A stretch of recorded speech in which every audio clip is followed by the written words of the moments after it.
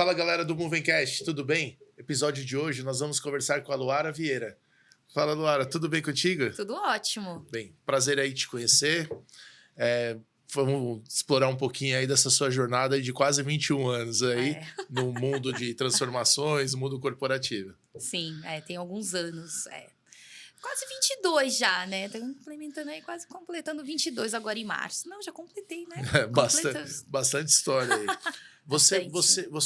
Eu vi que você tem um histórico aí na parte de telecomunicações, você já passou em algumas indústrias, e eu vi que atualmente você trabalha na parte de governança, na parte de gestão de projetos ali, PMO, né? Como é que isso surgiu na sua vida?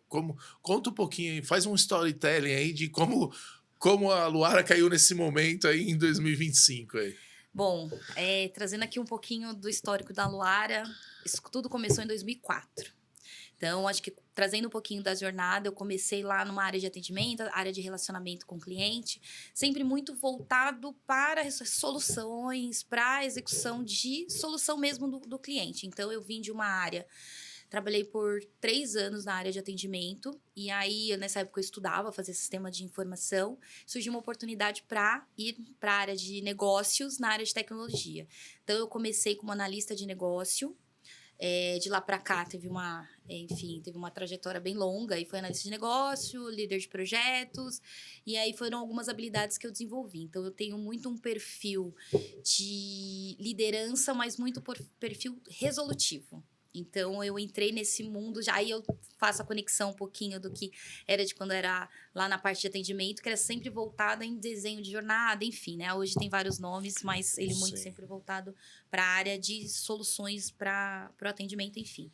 Quando você fala do resolutivo, acho que é uma coisa que está bastante em voga aí, né? A questão do ter liderar, né? Respeitar, tem todo, acho que um ecossistema não, uma pluralidade de temas, mas tem que sair algo, né? Tem que trazer aquele benefício para o cliente, aquela eficiência ou aquele propósito.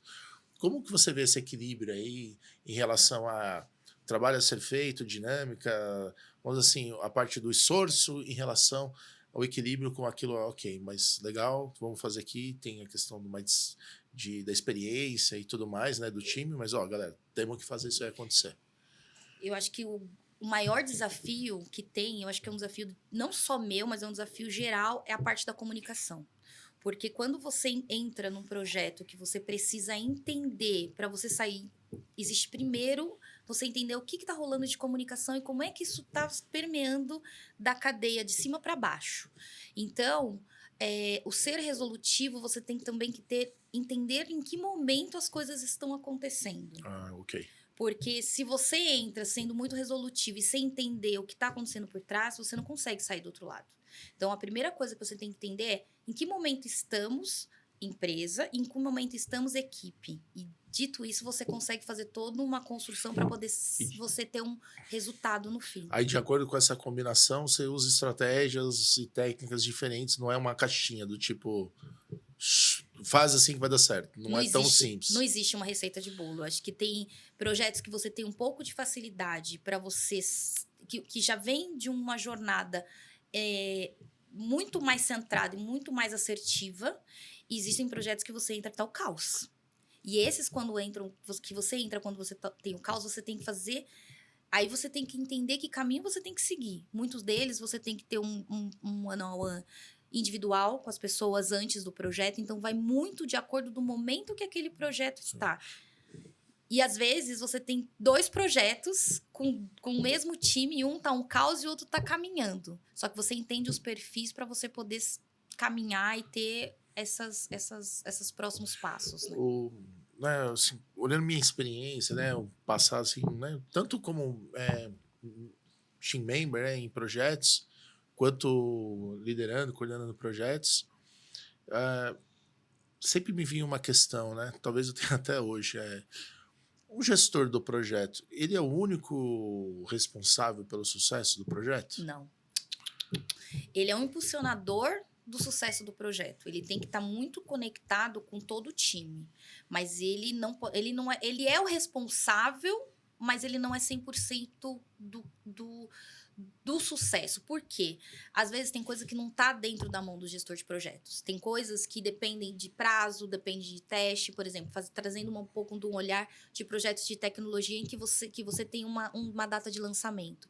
Às vezes vem com uma data e aí você precisa descer isso para o time. Como que você faz isso? Então, assim, o sucesso, sim, depende, mas não é só ele. Um gestor de projeto não trabalha sozinho. Ele não consegue trabalhar sozinho. Por exemplo, uma empresa que está precisa entregar algum produto, alguma atividade, ou um serviço novo, alguma coisa assim.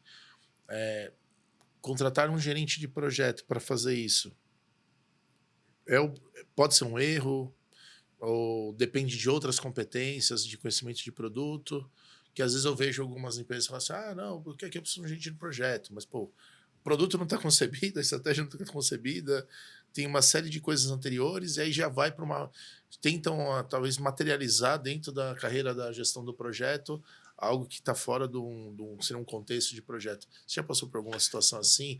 Ou como você evita entrar numa situação dessa que talvez, por expectativas externas, isso pode acabar ocorrendo? Isso é rotineiro no mundo de projetos. Acho que não digo no mundo de projetos, mas isso é rotineiro em qualquer cadeia de entrega, em qualquer segmento. Sim. É nessa linha, né? Das expectativas e acaba atribuindo. E aí tem dois cenários que eu vejo. Tem um ganho de você colocar um gestor de projeto dentro de um contexto para ele fazer a organização, porque ele entra sem ter, às vezes, o contexto do negócio, que eu digo, não do negócio em si, mas o detalhe, porque a gestão do projeto ele tem várias entregas, ele tem vários detalhes que você precisa, em algumas vezes, entrar no detalhe. Porque às vezes ele não é especialista do domínio, né? Ele pode ser um especialista em gestão do projeto, mas um excelente, ela nota 1000, mas às vezes naquele domínio de negócio talvez ele não tenha atuado, né? Por isso que é importante entender em que cenário que, por exemplo, a contratação desse gerente de projeto ele vai entrar.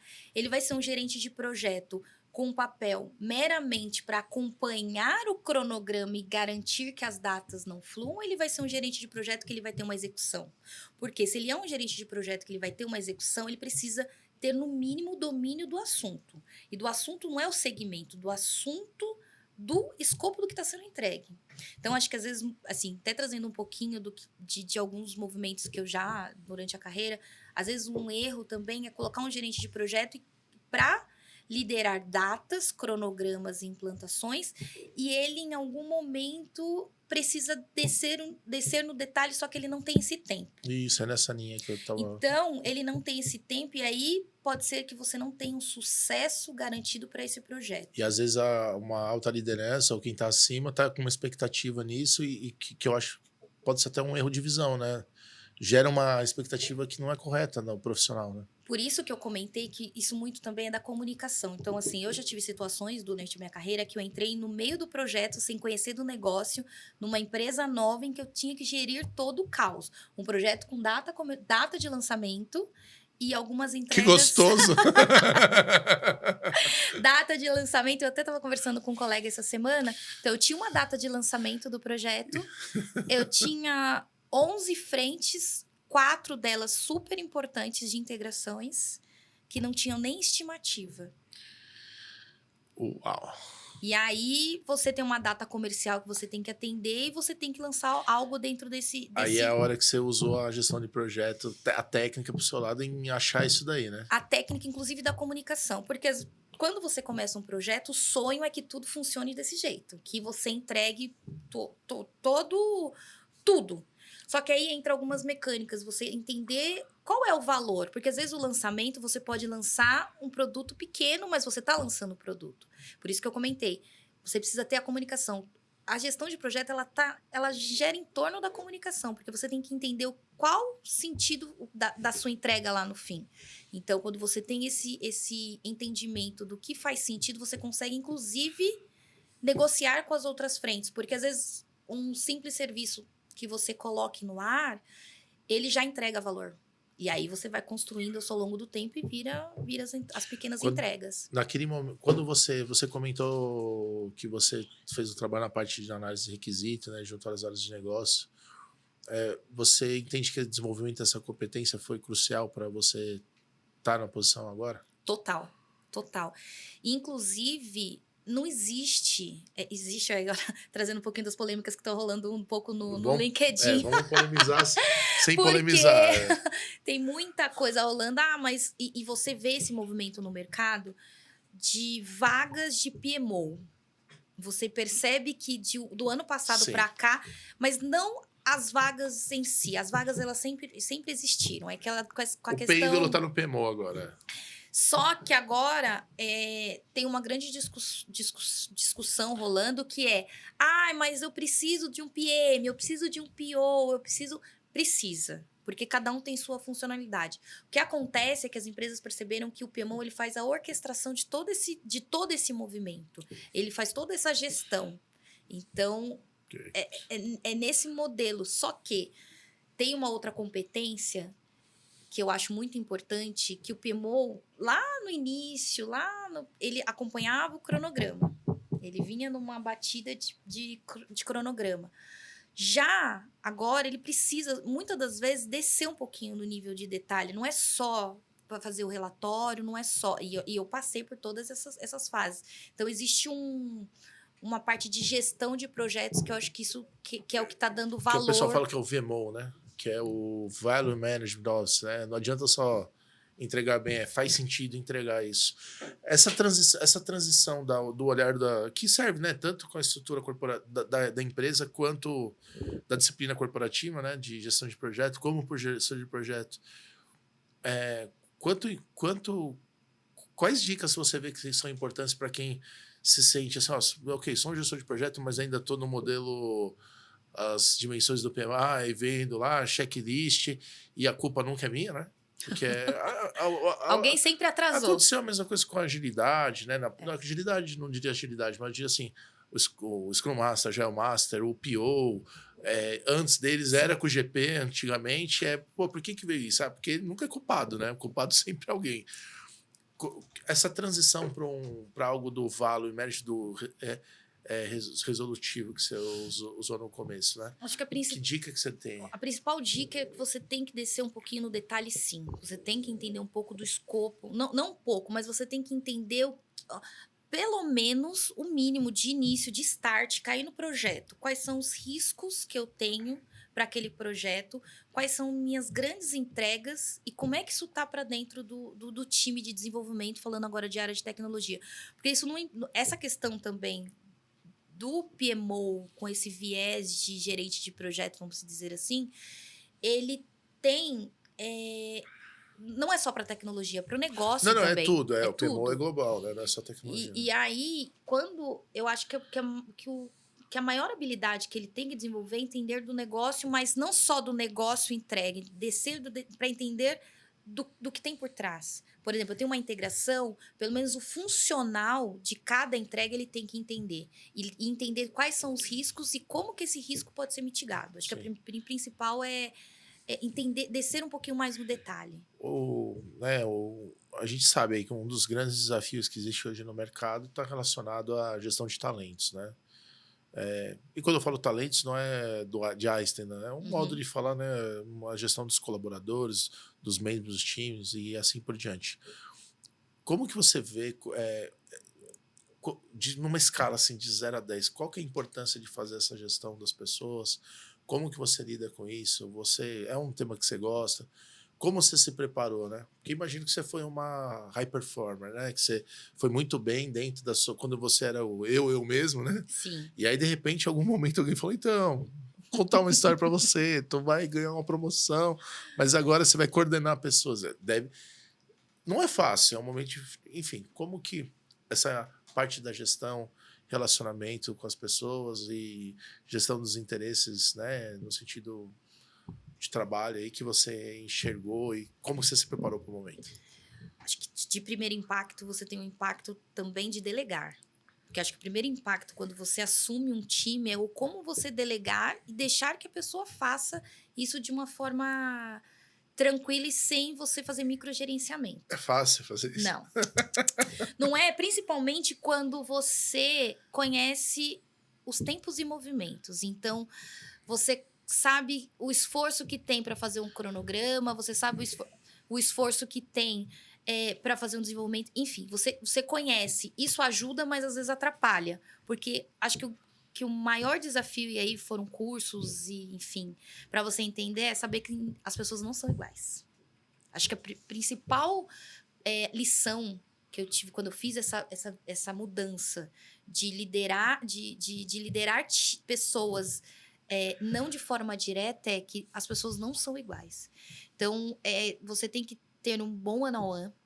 Esse é o principal. Então, assim, entrar e entender o momento de cada pessoa, entender quais são as suas perspectivas dali para frente, porque você consegue construir também como que você vai abordar essas pessoas. Então, assim, quando você sai... Ninguém nasce líder. Ninguém nasce líder. Então, é um conjunto de habilidades que você vai construindo ao longo do tempo. Então, eu brinco que no começo, eu tinha essa questão do microgerenciamento. Isso me atrapalhou muito no início de ter essa liderança. Porque, daqui que eu faço. Tá bom, não, daqui que eu faço. Só que aí é um acúmulo de atividades que você não consegue nem gerir a equipe, nem gerir o que tem que entregar, e os pratinhos começam a cair. Então, essa transição, ela foi bem crítica na carreira. Porque fazer normal, esse movimento. Ser bem desafiador. Mas aí, quando você entende, acho que a primeira coisa, quando você começa... E sempre trocar figurinhas com pessoas que já passaram por isso. Acho que esse é o principal. Tem cursos, tem técnicas, tem tudo isso. Tudo.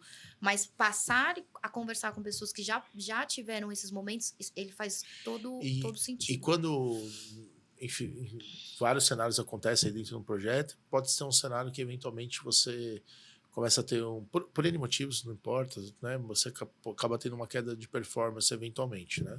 Eu já pergunto do ganho, né? Para não parecer que eu só estou olhando para um lado. Quando você começa a ter uma queda de performance, seja coletiva ou individual, que estratégias você costuma usar? Que estratégia você recomenda para quem está em casa, assim, prestar atenção? Falar assim, olha, tem XY sinais aqui que pode ser um indicador e normalmente podemos levar para esse caminho aqui uma solução. Se você está muito próximo da equipe, acho que a primeira coisa, se você está muito próximo, você consegue entender o perfil daquela pessoa. Porque se você tem não só da pessoa e do time mesmo, né? Da alavanca de entrega, da quantidade. A união das pessoas também forma uma sinergia, um time.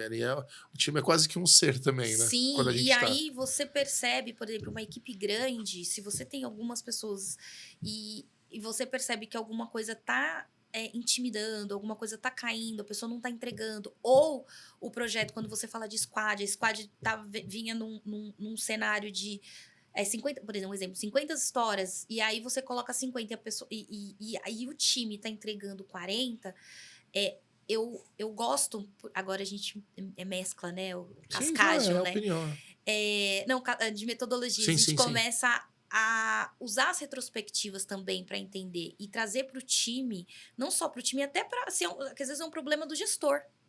Por exemplo, alguma particularidade que às vezes o gestor não consegue lidar e ele transparece isso para o time. Então, o time também às vezes perde tração. Então, eu uso muito da técnica, independente de ser só uma entrega, uma squad, enfim. Uso a metodologia da retrospectiva muito no sentido para entender o que está acontecendo. Isso ajuda muito, porque você entende durante aquele curto espaço de tempo da sprint, por exemplo, da entrega, coisas que foram acontecendo e que você pode melhorar, e às vezes o problema está com você. E você tem que ter maturidade para aceitar que o problema está com você. E também ter uma confiança do time, mas isso também requer muito tempo. Porque o time ele tem que ter uma confiança, tem que saber que se ele falar ele não vai ser julgado. Acho que esse é o principal, e ter a confiança do time. Deixa eu fazer uma pergunta. Aí pode dar polêmica, assim. Polêmica não, é porque é uma pergunta importante dentro de conceitos onde o time tem um bom poder de decisão. Você até comentou, né? Porque às vezes a gente faz a retrospectiva, mas o problema pode estar com você. Conceitualmente, se você está no time, todos são do time, inclusive quem está liderando, né? E, por vezes, uma posição, sei lá, de gente de projeto, ou o nome queira dar, já é massa, gente de projeto, líder, ou não importa, é mais uma função tão mais importante, ou tão importante quanto as outras. Sim, né? todos têm o seu papel. E aí, assim, você acha um erro assumir essa questão do tipo que esse papel é um papel de líder perante os outros? Por exemplo, um desenvolvedor pode ser um líder de um time de entrega? Polêmico. Na verdade, ele pode sim, porque ele é líder da entrega que ele está fazendo. Porque quando você coloca as suas entregas de acordo com as suas competências. Então, ele Sim. faz a gestão da entrega. Mas quando você diz com relação a gerir a entrega do produto como um todo... Não, eu só vou pegando o seu exemplo. Você falou assim, eu só tô indo na onda. Tá? Você Sim. falou assim, não, eu gosto de fazer retrospectiva, mas porque às vezes eu posso identificar que até o problema sou eu. Sim. Tá se colocando numa posição de liderança perante o time. Tá Sim. meio intrínseco. Mas em tese, dentro de um time ágil, você não tem esse papel. Não existe. Não existe. Então, só que aí não é um erro das pessoas, tanto do líder quanto dos team members, procurar isso? E daí não nasce desafios de entrega? Sim e não. Ok, elabore. Eu adoro eu tenho o CIO do Eu tô até... o CIO do Itaú, eu tive a oportunidade no passado de ter algum contato, e ele fala isso em vários lugares, né? Isso aí que você falou, o sim e não, é o são. É o sim e não. Aí tem o nim, que é o não e sim. Então, sim e não. Essa é uma grande polêmica, porque assim, no fim do dia, quem tem que responder é quem está fazendo a gestão do todo. Por mais que cada um tenha a sua particularidade, tenha a sua responsabilidade no time que entrega. Essa é a ideia original dos modelos ágeis de entrega? Sim. Que eu acho que por isso de ter o líder responsável? Não. É cada um, não. A entrega original, sim. Você entende onde eu tô te provocando os Sim. desafios para compartilhar? Eu não tô fazendo provinha, eu só tô mostrando assim do tipo como é difícil gerenciar as pessoas, né? Todo mundo quer poder tomar decisão, mas no ninguém final quer elas se responsabilizar. é isso que eu tô falando. Sim. E aí tem uma oportunidade para quem tem um perfil de gestor de projeto ou líder. Tem a oportunidade, e eu acho que é esse movimento que o mercado está fazendo agora. Que espera isso, na verdade. Exatamente, porque no fim do dia eu preciso de um guarda-chuva para fazer o olhar. E hoje, assim, da minha carreira como um todo, eu passei por todos os papéis. Como Sim. Scrum, analista de negócio, gerente de projeto, líder técnico, líder funcional, enfim. Então, hoje eu desenvolvi algumas habilidades que eu consigo gestionar os times por conta que eu já estive na cadeira de cada um deles. Você sabe o que está acontecendo. Só nunca desenvolvi porque eu nunca tive essa habilidade. Sou formada em sistema de informação, mas não é algo Mas que... em alguma profundidade você tem uma noção. Sim. Então, quando você observa, quando você pensa, eu acho que foi não vou falar que é aí que se perdeu, mas eu acho que neste momento que a receita do bolo mudou um pouquinho, colocou um pouquinho de chocolate no bolo. Que é essa questão, eu preciso de alguém para fazer a gestão. Por quê? Por mais que eu tenha os times que tenham seu gerenciamento puro daquela entrega, quem é que vai responder? Eu não posso chegar para uma tomada de decisão com 15 pessoas dentro de um time para tomar essa... Ai, deu erro. 15 pessoas justificando. Eu vou ter uma pessoa que vai ter que... E aí você falou bem, né? E, inclusive foi onde você... Não sei se você lembra que foi onde você se apresentou, né? Eu me entendo pelo ser uma agente de projeto resolutiva. Sim. É isso que o mercado está procurando. Porque para ficar fazendo vapor, a galera já cansou. O PMO do passado caiu. O PMO do passado, aquele do cronograma, morreu. Vieram soluções do tipo, vamos tentar um modelo novo? Ágil, Scrum, não sei o quê? Show. Aí o que acontece? Né? Tentaram fazer algo diferente, mas com a mesma forma. Morreu também. Quem tiver com a pegada igual você tá fazendo, vai dar bem, né? Porque assim, porque assim, a agilidade, ela alavanca muito. Quando você vai falar de transformação digital, as metodologias de design thinking, as metodologias para você poder transformar e ver o valor, isso tudo ele vem da origem da agilidade. Então, ele tem valor para entrega e desenvolvimento. Mas no fim do dia, na grande entrega, eu preciso de alguém para ser responsável. Não é ser responsável no sentido negativo ou positivo, é ser responsável para que eu saiba para quem eu vá, para quem eu vá buscar, por que isso não aconteceu? Me explica. E aí eu acho que é um modelo do que tem acontecido, porque o PMO, ele tem uma visão de entregas, mas você precisa também, como é que você vai justificar um atraso de um cronograma se você não sabe o que está acontecendo. Porque às vezes a pessoa que está lá te questionando, ela sabe muito mais do risco e muito mais do detalhe do que você mesmo. Então você precisa ter essa habilidade de entender e ouvir. E uma das coisas que eu vi de que você atua, né, em destaque, a questão dentro desse, né, a gente está num nível, vamos dizer assim, nível térreo ali da temática, né? Isso a gente está falando de um projeto, uma empresa tem 200, 300 projetos ou iniciativas, tem muita coisa acontecendo.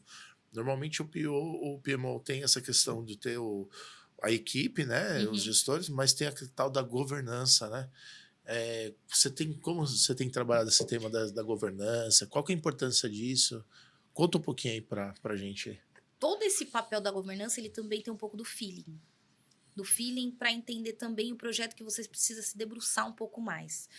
Porque quando um PMO ele tem um guarda-chuva de 10, 15 projetos, é humanamente impossível você entender o detalhe de cada um deles. Mas se você tem ritos, se você está muito próximo do gerente de projetos ou muito próximo do que está acontecendo em cada projeto, você consegue também responder por eles. Então, hoje, para você ter uma visão, não é até reformulando também o que eu falei um pouquinho no começo, de entender do escopo, do detalhe. Você não vai entender do escopo dos detalhes de todos, mas se você tem uma ficha de um projeto em que eu tenho custo, em que eu tenho uma atualização de orçamento, em que eu tenho uma atualização se ele está fora do escopo, dos riscos muito bem mapeado, você pode gerenciar muitos projetos ao mesmo tempo. Então, Vão olhando esses semáforos. exatamente. Então, assim, e garantir que as coisas estejam sempre muito bem alinhadas e muito bem atualizadas. E aí é todo um trabalho de governança para você criar. Eu preciso que isso esteja atualizado tal dia. Se é um projeto que está com grande escala de entrega, com grande risco, eu não vou falar com esse projeto a cada 15 dias. Eu vou falar desse projeto dia sim, dia não. Por isso que eu comentei. Então, vai muito do feeling do PMO entender em que momento cada projeto está. Porque eu posso ter um projeto que ele tem 1 ano de desenvolvimento, por exemplo, e ele não esteja atrasado. Então, assim, é só você bater o acompanhamento quinzenal, semanal, enfim, de acordo com o que você estipular, para você entender o que está acontecendo nesse projeto. Você não pode simplesmente deixar. Então, é muito você entender em que momento a empresa está. Se você está por exemplo, se você tem um OKR, que você precisa entregar um projeto em X, você tem 5 projetos que estão conectados naquele trimestre, naquele período, você tem que ter um olhar muito minucioso para isso. Esse papel de dar essa visão contínua, estratégia e entregas é o que o PMO está bem atuando aí. Sim. Esse é um papel que eu desenvolvo, venho construindo e observando o mercado, enfim, observando algumas pessoas que têm esse período, é o que o mercado está pedindo. Ele não pode ser apenas só a parte do cronograma, ele tem que ter um viés de entender a estratégia que a companhia está indo, para poder também, até para priorizar. Porque às vezes ele tem um guarda-chuva de 15 projetos e eu tenho 15 pessoas alocadas, ou 2 pessoas alocadas em cada projeto, enfim, de acordo com a dinâmica, e eu posso despriorizar alguns para não trabalhar nele naquele período. Então, ele tem que ter um viés muito para entender para onde a companhia está indo e descer isso também com os times, até para você fazer essa gestão, né? Qual uma dica, um ponto de vista em relação... O PMO, sendo um agente aí de governança, eventualmente numa empresa que está se estruturando ou por algum motivo... eu não vejo valor nisso. Que riscos que pode estar ocorrendo e não estabelecer essa disciplina integrada da gestão dos projetos, das iniciativas? E quanto tempo leva? Por exemplo, se uma empresa fala, nossa, minha empresa está crescendo, ou tal, quero implantar essa estratégia de PMO. Conta um pouquinho aí dos riscos e dos tempos que você acredita aí. O risco que eu vejo quando você não tem uma governança para você entender é que você não sabe o que está acontecendo dentro da sua empresa. Porque você não sabe, se você não tem a governança do projeto, por exemplo, você sabe quanto aquele projeto está custando ou quanto todos aqueles projetos estão custando. Você tem uma área, tem uma linha orçamentária de um custo do projeto, mas você não tem a visão do todo. Então, não ter uma governança, não ter essa gestão, o impacto é para você tomar uma decisão lá na frente. Se você precisa, por exemplo, eu preciso cortar gastos, enfim... Você pode cortar um gasto sem saber os riscos. Então, assim, a governança ela vem muito com esse olhar para você entender como que as coisas estão funcionando para tomada de decisão mesmo, né? Ele não pode simplesmente, tá aqui, eu não olho. E, então, assim, eu vejo um risco muito grande para a tomada de decisão assertiva. Não que vai ser 100% sempre, porque a gente sabe que é uma Sim. constante Se evolução. for 100%, algo deu errado, Algo né? deu. Exatamente. Olha de novo, né? Olhe de novo que alguma coisa tá. Mas, por exemplo, se você não tem uma governança, se você não tem esse papel, como é que você vai responder de bate-pronto? Um exemplo. Você sabe uma pergunta. Quantos projetos você tem na sua carteira? Quantos projetos eu tô com risco? Quanto custa? Se eu precisar fazer remanejamento de pessoas, como é que você vai entender tudo isso? Você tem as pessoas que fazem, mas a governança, o PMO, ele tem a obrigação dele é ter isso todo consolidado para disponibilizar, enfim, para você ter essas informações muito rápidas. Então, aí a implementação de recursos não, de ferramentas, de priorização. Agora, você me fez uma pergunta com relação a tempo de implantação. Você chega num ambiente e fala assim, ó, precisamos iniciar um PMO. Não é fazer né, a Ferrari do PMO, é iniciar um PMO. Quanto tempo que leva normalmente para começar a ter essa percepção? É rápido? Demora? Como que você percebe? Não é rápido. Eu tenho passado por um processo recente. Não é rápido por quê? Primeiro você tem que mostrar o valor. Porque imagina que aquilo que eu comentei, né? Cada um tá trabalhando no seu e a minha entrega do meu mundinho, ela tá funcionando. Mas e do todo? Então, assim, acho que a primeira coisa é você mostrar valor para as pessoas com relação ao PMO. Que o PMO, às vezes as pessoas acham, é só para poder apontar o meu erro. Não, ele é para poder ver as alternativas que você tem. Pensando em prazo, eu acho que o mínimo 6 meses para uma primeira entrega. Para você entender como as coisas funcionam. Por exemplo, eu fiz uma recente movimentação em que o meu papel é implantar um papel de governança dentro da empresa. Ok. E aí... Você está fazendo isso que eu te perguntei. Nesse exato momento. Então, o maior desafio o primeiro, eu não conheço do segmento. Então, o entender do segmento também faz toda a diferença, porque a gente que vem de uma área de tecnologia já tem os processos muito bem definidos e fluxos muito bem definidos. Por mais que você, às vezes, não tenha uma governança, isso já é da área de tecnologia, já está no sangue isso. Agora, você entrar num segmento que não tem esse comportamento, a primeira coisa é você entender o negócio e o que eu tenho feito, ganhando confiança das pessoas e mostrando o valor. Os segmentos menos associados a temas de engenharia, eles são mais difíceis de você ter a gestão, né? Porque eles tendem a ter um pouquinho mais de arte, de questões humanas, né? Do tipo, não, vamos fazendo aí que vai dar certo. Eu tô num segmento de audiovisual. Então, é muito gostoso, mas é muito desafiador.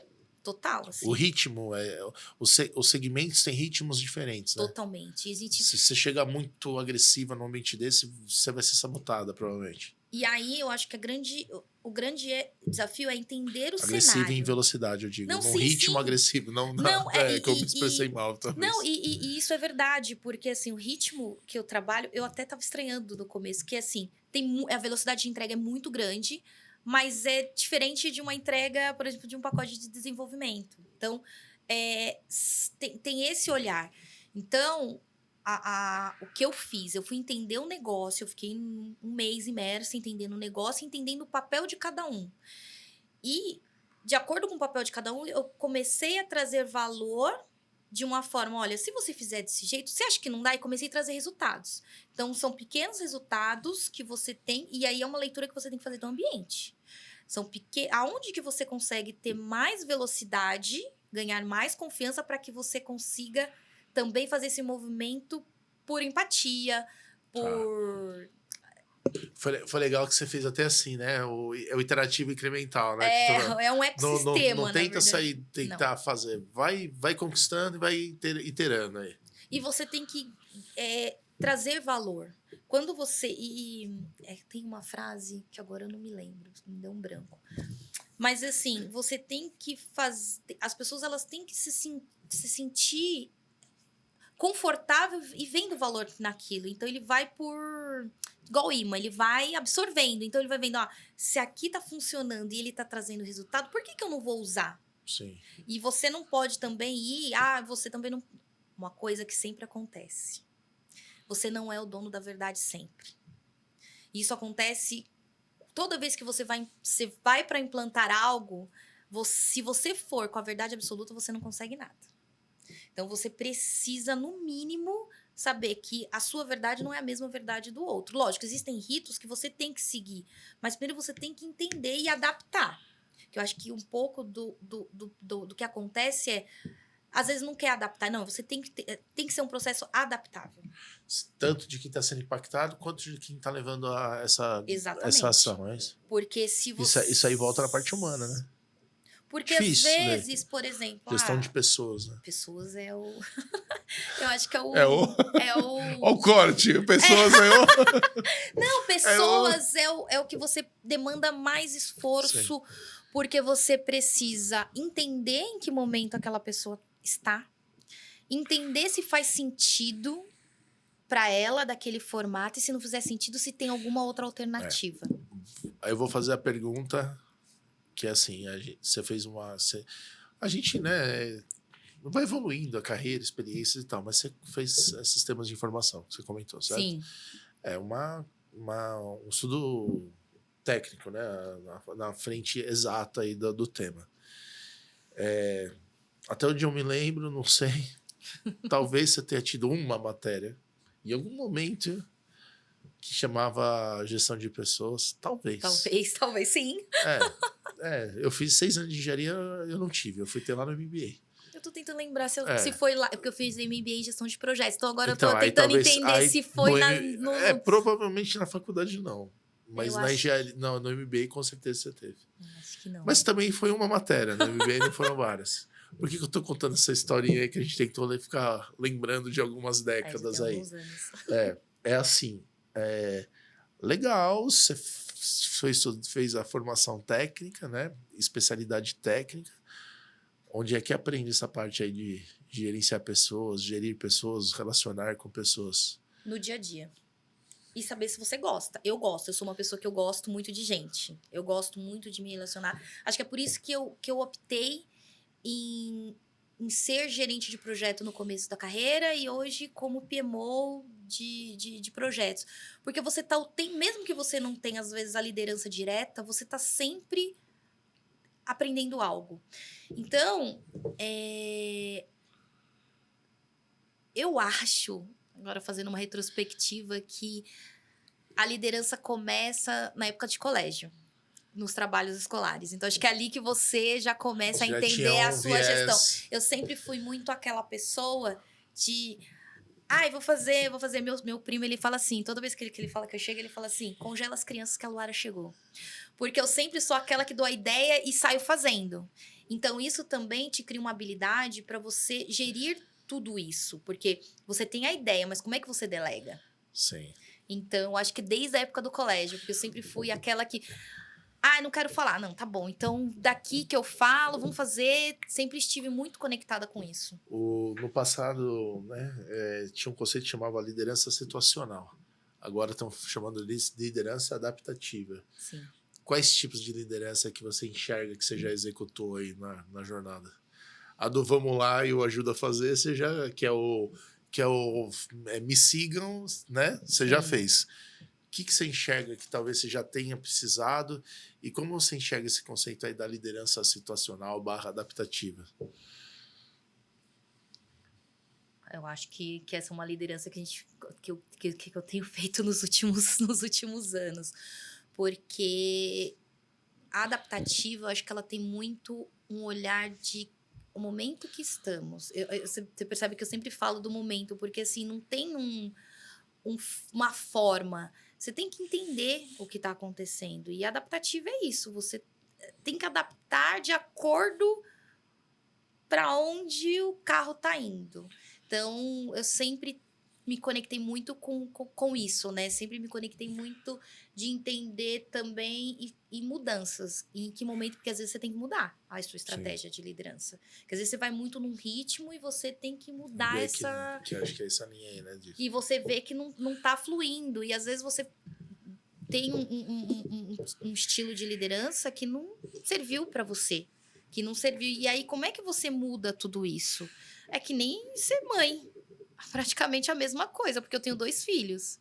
Um eu tenho que lidar de um jeito, o outro eu tenho que lidar do outro. Um Não é a adora mesma, estudar e o outro é uma negação de estudo. Tem que ficar E o tem tempo... outras habilidades Tem aí, outra outras forma. habilidades. Ele adora esporte. Então, assim, é nesse lugar. Não dá pra encaixotar todo mundo, né? Não dá. Se você encaixotar, não vai funcionar. E aí é o que a gente fala. Gostei, a analogia legal essa que você fez. Porque, por exemplo, eu brinco, eu tava até comentando com a Jamile. O meu filho mais velho, eu tenho um filho de 10 e um de 8. Meu filho mais velho, ele é uma criança muito resolutiva. Só que ele tem preguiça de ler. Eu até briguei com a professora, só fazendo um corte, eu briguei com a professora não, com ele, porque eu achei que ele tava colando na atividade de matemática, porque ele não gosta de fazer... Ele só coloca o resultado, ele faz na cabeça e coloca o resultado. Eu achei que ele tirou todo, acertou, e a professora falou, não vou dar nota, aí eu conversei com ela. O outro, ele lê, se ele tiver, ele sente. Então, assim, é a mesma liderança que a mãe. Mas cada um do seu jeito. Sim, E porque como são resolver. habilidades e formas de resolver diferente, né? Não E adianta como? encaixotar. Esse processo de colocar as pessoas nos quadradinhos é exatamente onde estamos surgindo, né? Sim. Né? Brinco, né? Deixa a IA repetir, né? Deixa o que é repetitivo, o conhecido, o padrão, né? Eu acho que... Como você enxerga... Eu vou voltar para outra pergunta, assim, entrar Eu no não sei, IA. eu queria até comentar. Não, vou Sim. até comentar a questão Comenta da IA, essa né? daí, Eu acho que assim. Eu participo às vezes eu participo de algumas palestras, sempre vem esse comentário: mas a IA vai substituir, a IA vai substituir, a IA vai substituir. Eu não vejo essa questão da substituição, e aí vamos dizer na parte de liderança, porque sempre vai existir a parte humana, e eu gosto disso. Mas às vezes ela pode te ajudar a automatizar um processo que você tem. Posso te provocar? Pode. Você que fez um comentário. Estamos debatendo aqui, né? Não é debatendo, estamos construindo. Você falou assim, para a liderança sempre vai existir a parte humana. Sim. Hoje em dia, várias empresas têm processos e projetos. Você tem as ferramentas, né, de gestão. E através das ferramentas de gestão, você formaliza algumas coisas, certo? Certo. Você acompanha os trabalhos, aí depois você entra na retrospectiva, todo mundo no online e tal. Por que um avatar já não pode fazer isso? Inclusive entrar na reunião, se as pessoas não saberem que é um avatar. E ela sabe o fluxo, o tempo, o desenvolvimento, o engajamento, quanta pessoa codou, não codou, o que comitou, qual que é o nível de qualidade do requisito. Isso seria uma liderança substituída ou isso é uma gestão substituída? Eu acho que isso é um complemento para a sua gestão. Por quê? Ele te dá um embasamento para você tomar algumas decisões. Então, quando você tem essas informações, essas automatizações, ele te dá, para a gestão, para a liderança, ele te dá mais tempo para você desenvolver algo que precisa. Então, eu acho que ele é um complemento. Tipo, o pessoal usa o termo, tipo um copilot. Assim. Eu não vejo ele uma substituição. Um full... Mas, por exemplo, imagina, se você está liderando um time de 20 pessoas e você precisa fazer um acompanhamento de entrega. Se a IA entrar para poder cronometrar, enfim, a quantidade, ele te dá um relatório para você entender o desenvolvimento do time. Agora, imagina você tendo que fazer isso de 20 pessoas. E o legal, tendo esse relatório, eventualmente você vai poder utilizar as habilidades, os conhecimentos para fazer as lideranças situacional, né? Sim. Poder decidir caminhos ali, né? E até, por exemplo, num time que tem um processo repetitivo, por exemplo, usar para poder criar um RPA. Então, é nesse lugar que as pessoas precisam entender. Então, eu, Luara, não vejo isso como ruim. Eu acho que ele é mais uma ferramenta para gestão. Para você, porque, assim, ela não vai tomar...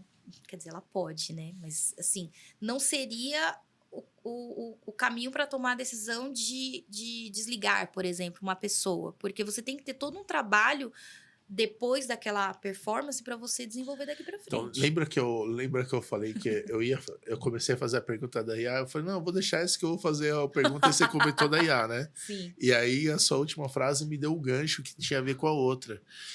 E não é sacanagem, pegadinha longe disso, é porque são temas reais de quem vira um líder, que é assim, puta legal, apliquei toda a técnica, fiz, desfiz, manual da gestão, manual do não sei o quê. Só que tem uma hora que tem aquela busca da empresa por alguém que faça a coisa acontecer. E aí o time não está respondendo. E aí, como é que levanta a bandeira vermelha? Aí tem a ver com a parte daí. Eu sei que deixou a deixa. Sei que trouxe a deixa de volta. É porque todo mundo foge disso. Mas assim, ó, eu vou contar o meu caso. Eu tinha 16 anos de idade, eu trabalhava numa empresa muito pequena.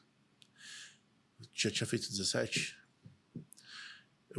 Eu tava entre 16 ou 17. 17. Eu tinha 17 anos de idade. Comecei escola técnica, trabalhava numa empresa muito pequena de bairro. E eu era responsável pelo CPD. E aí a empresa ia fechar, porque por N motivos, decisão do dono, por um motivo pessoal.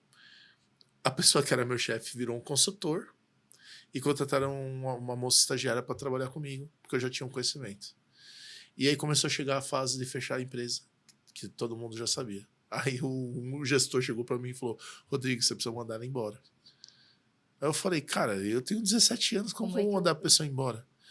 Aí eu falei: manda você. Ele falou: eu não, você que é o líder dele. Aí com 17 anos, eu tive que desligar uma pessoa.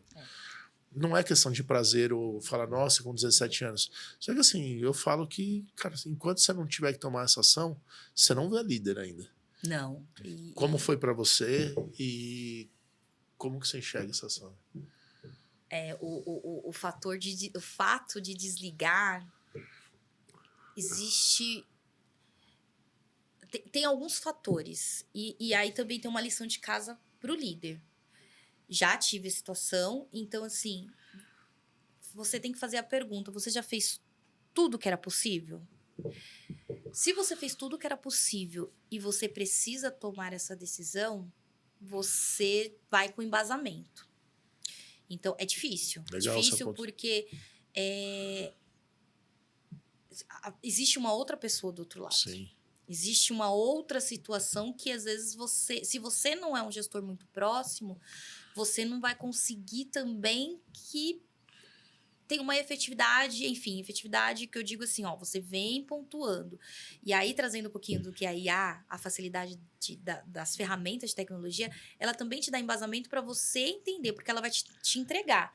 E se você vem fazendo um trabalho prévio com a pessoa, quando a pessoa for desligada, ela não vai se assustar. Não vai ter susto, surpresa. Né? Então, e também te dá essa... Eu ia falar tranquilidade, mas não é a palavra tranquilidade, porque eu acho que uma pessoa que é desligada não é tranquilo para nenhum dos lados. Para ninguém. Mas assim, te dá um embasamento, um auxílio, de que você um embasamento. tomou uma decisão que tinha que tomar. Porque você, em alguns momentos, vai precisar fazer isso.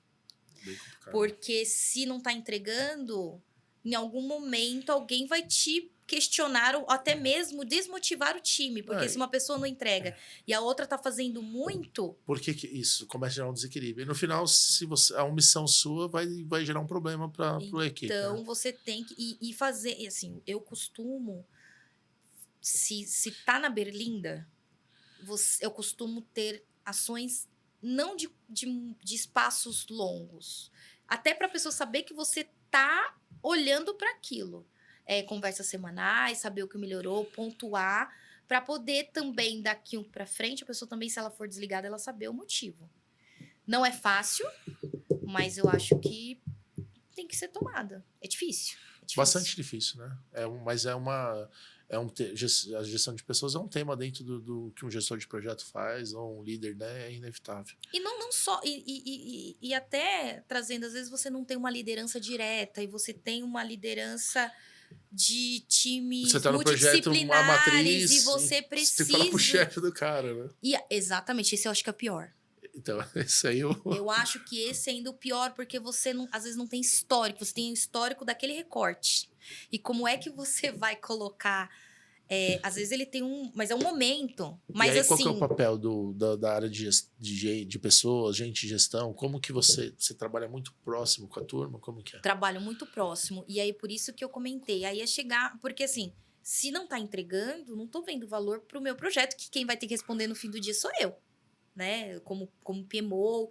Então, se você tá próximo e de fazer esse entendimento do todo, e eu costumo fazer muito o feedback 360.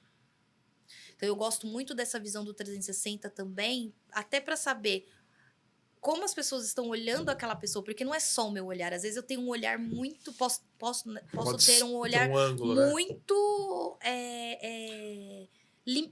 limitado. Então, usar a ferramenta 360 é uma ferramenta que eu utilizo sempre.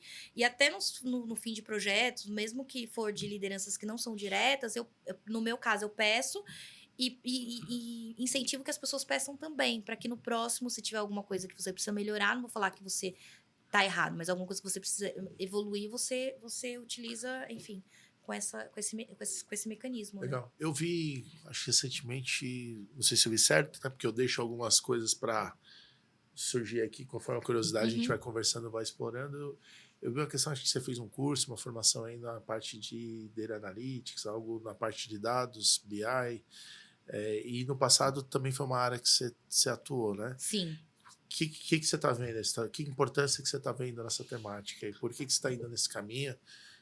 É isso mesmo, né? Eu terminei um curso de Big Data. Certo. Porque eu já havia trabalhado, numa das minhas experiências, eu trabalhei com transformação digital de dados para construção de modelos de negócio específico para segmentação de clientes. E cada vez mais eu percebo que as empresas... Porque agora é um conjunto, acho que se você for observar, é um conjunto de coisas.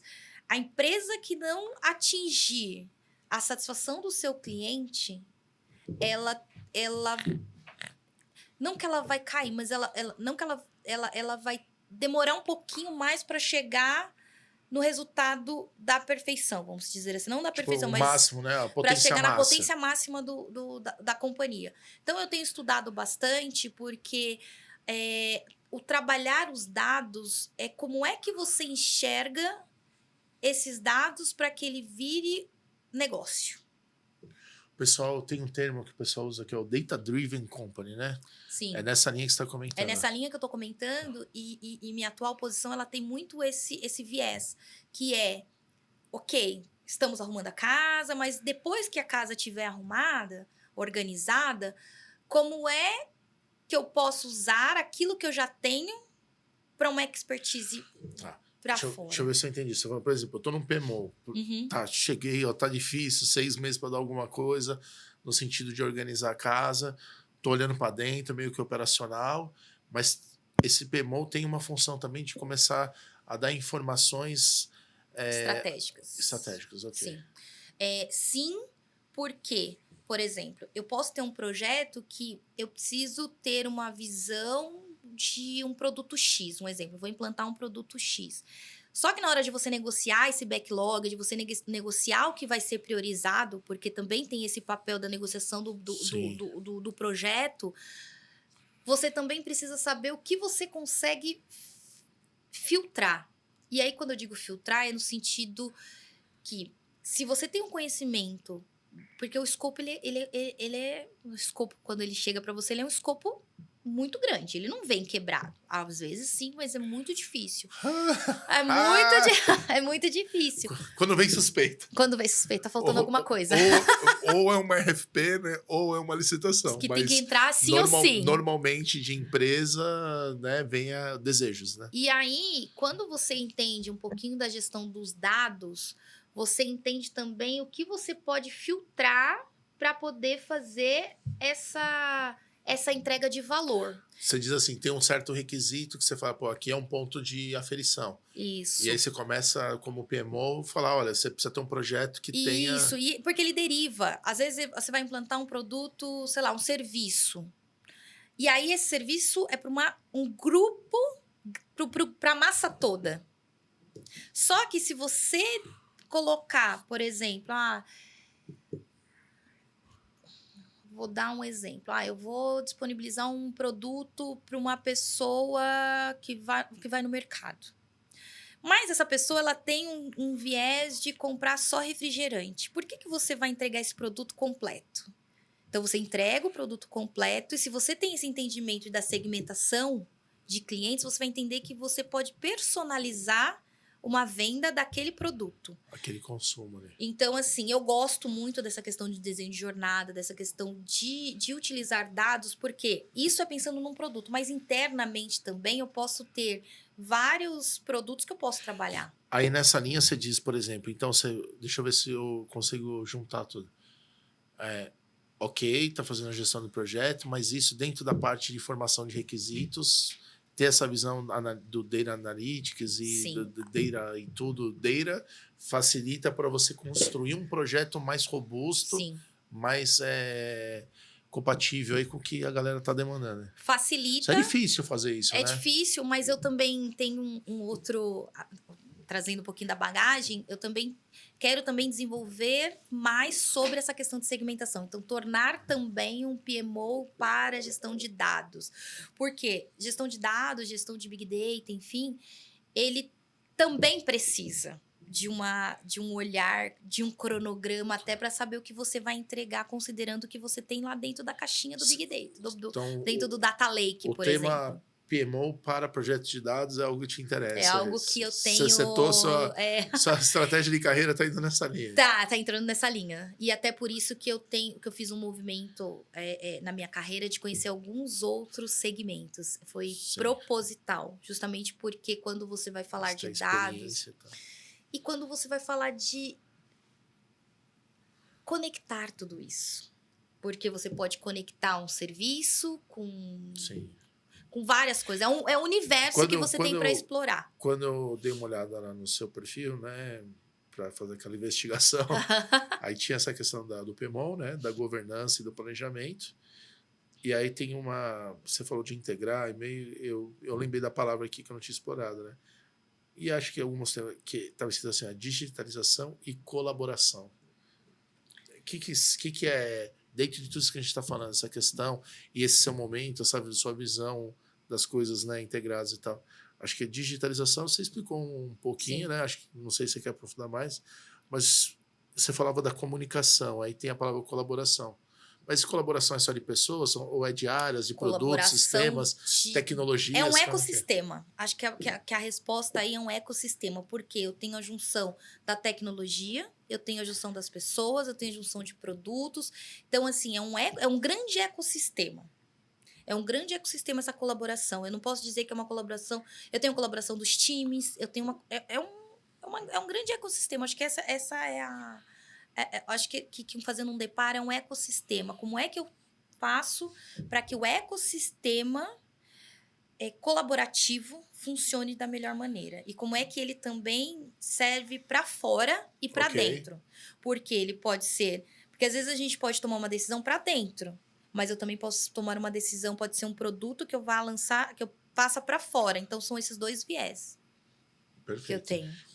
Quando eu olhei lá no seu perfil também, e aí acho que a gente conversou brevemente aí antes das câmeras, vamos dizer assim, acionadas, dada a sua experiência, não, a jornada que você fez, acho que até por perfil, né, que eu percebo, né, essa questão. Você falou, né, dou muita importância das pessoas, eu gosto das pessoas. Você tem um trabalho que você está fazendo a mentoria, né? Sim. Conta um pouquinho pra gente qual que é a importância disso. E antes de você falar, às vezes aconteceu outro dia. Quando eu falei esse tema, seu olhinho deu uma brilhada diferente, tá? Eu gosto muito. Geralmente quando isso aí acontece, é quando começa a falar da coisa que a pessoa realmente gosta.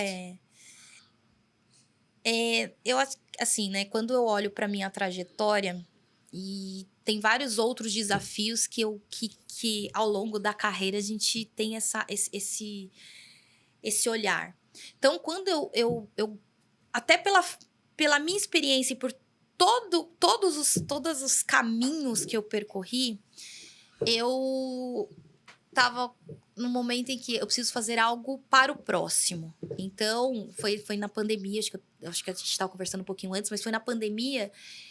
E o que eu estou fazendo? O que eu estou deixando de legado? Porque você, como líder, você deixa um legado nos seus times, de uma forma CLT, enfim, corporativa de ser. Mas o que eu estou fazendo para o mundo? Certo. E aí, eu quis trazer, eu participo eu sou mentora voluntária de 2 programas, e a minha especialidade são mulheres. mulheres pretas, para desenvolver algumas habilidades que ao longo do caminho a gente atravessou, habilidades que você vai adquirindo, porque mentoria não é um coach. Acho que mentoria é mais trazer a sua vivência de experiência e trazer alternativas, porque você não vai fazer isso pela pessoa. E eu tenho muito olhar que, assim, hoje...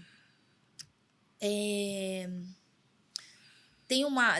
Eu vou trazer uma situação. Porque que eu decidi. Quando a gente começou na pandemia, começou ações sociais, você faz doação, tal. E uma frase me chamou a atenção. Que foi o seguinte: obrigado pelo que você está fazendo, mas eu queria ter dinheiro para comprar meu absorvente. A partir dali, eu pensei, não é sobre Não é você o fruto, dar...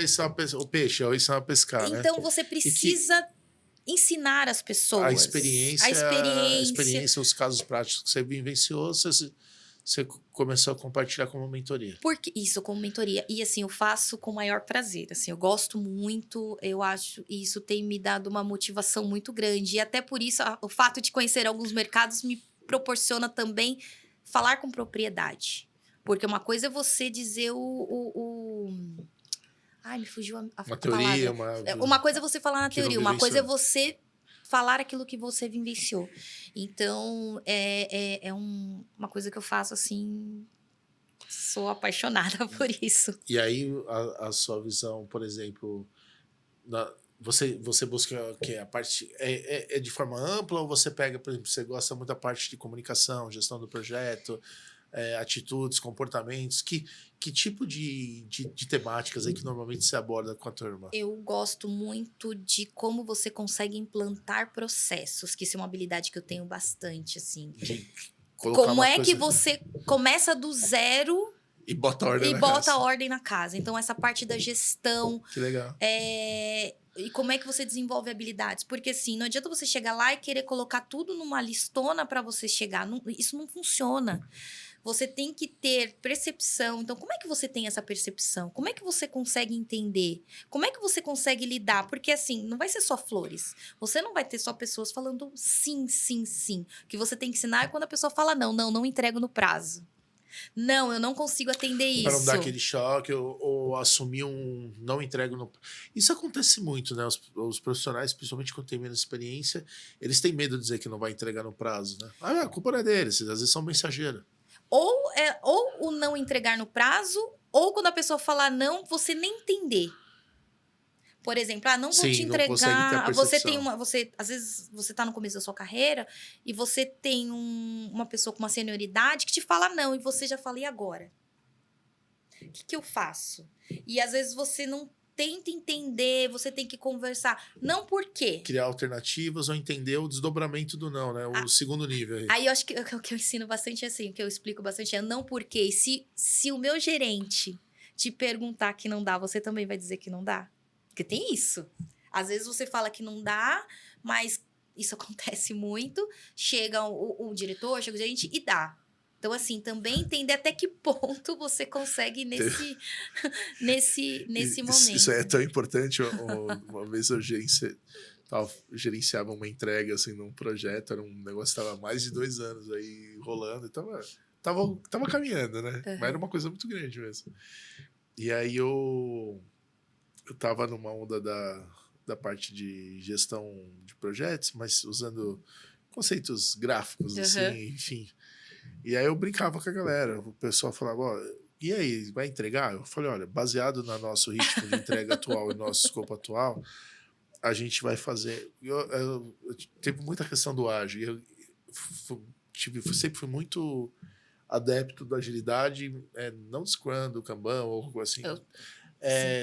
Sim, usava eles, mas assim, nesse momento, na verdade, eu estava só fazendo uma gestão contínua ali de prazo, isso e tal. E aí perguntavam para mim, aí eu tinha um caderno, é muito legal isso daí, que eu tinha a linha do tempo, tinha 258 testes que tinham que ser feitos. E era coisa que demorava, um teste, às vezes, para preparar o teste levava 4 dias. E aí e aqui era a linha do tempo, era uma folha bem grandona. E eu ia fazendo eu falei, olha, no primeiro dia a gente entregou tanto, no segundo a gente entregou tanto, aí eu traçava uma reta assim, né? Via a data aqui, aí eu mandava no final do dia, ó, conforme a evolução do projeto, uma vez que tem o 2 dias, tem a reta, o projeto tem a tendência de finalizar no dia tal, e eu colocava a hora, porque era para tirar onda, no dia tal, na hora tal. E aí ficava todo mundo falando, pô, entrega na hora. Aí teve o dia, cara, que o negócio começou a não ter mais a performance que tava, e começou a ficar, nada rodar, e começou a ficar um pontinho do lado do outro na linha do tempo. E aí, na estimativa, ia para os diretores, eu falei, ó, seguindo a linha de tendência, o projeto vai terminar nunca. Cara, aí me chamaram. Como assim vai terminar nunca? Eu falei, olha, eu tô há 4 semanas, sei lá, 5 semanas, respondendo a data, a hora, o minuto e até o segundo que vai terminar o projeto baseado na tendência. Cara, a gente está 5 dias sem fazer nenhuma entrega de teste. Quando é que termina? Aí os caras, termina nunca. Eu falei, então, só que deu um away isso porque aí, cara. Como é que eu mandei um que não ia terminar nunca? Porque não vai terminar nunca. E aí você me lembrou, né, quando você falou. Mas porque assim, às vezes... Tem que saber como falar. Tem que saber como falar e também interpretar que aquilo não é para você. Não é, Não é sobre o que você... Mas assim, você tem... Eu brinquei, né? Se o seu gerente te perguntar, você vai entregar, mas não é o entregar na questão do medo, é assim...